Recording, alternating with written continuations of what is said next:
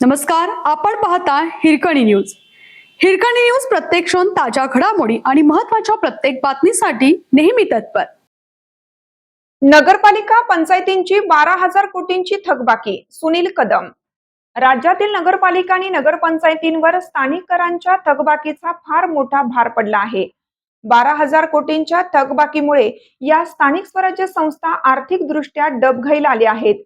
या सगळ्याचा दूरगामी परिणाम नागरी सुविधांवर होताना दिसत आहे.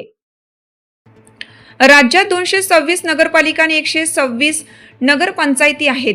या सर्व पालिका व पंचायतींकडे मालमत्ता, घरपट्टी आणि पाणीपट्टी या प्रमुख करांची मिळून जवळपास 12,000 कोटी रुपयांची थकबाकी आहे.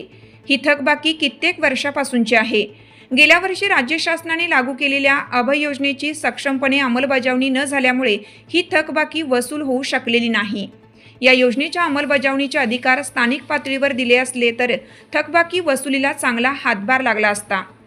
नगरपालिका आणि नगरपंचायती यांच्या उत्पन्नाचा मुख्य स्रोत हा मालमत्ता, घरपट्टी आणि पाणीपट्टी हा करच आहे. या करातूनच स्थानिक स्वराज्य संस्था आपापल्या भागात नागरी सुविधा पुरवत असतात. पण गेल्या काही वर्षात उत्पन्नाचा हा स्रोतच कमी झाल्यामुळे राज्यातील पालिका आणि पंचायतींची अवस्था आर्थिकदृष्ट्या पंगू लागली आहे. काही संपन्न पालिका पंचायती सोडल्या तर अन्य पालिका पंचायती स्वनिधीतून नागरी सुविधा पुरवण्यास असमर्थ ठरत आहेत. त्यामुळे शासनाने स्थानिक स्वराज्य संस्थांकडील थकबाकी वसुलीसाठी काहीतरी कठोर उपाययोजना करण्याची आवश्यकता आहे. त्याशिवाय राज्यातील पालिका आणि पंचायती आर्थिकदृष्ट्या सक्षम होणार नाहीत आणि स्वतःच्या पायावर उभा राहणार नाहीत. आणि सबस्क्राईब करायला विसरू नका आणि रहा अपडेट.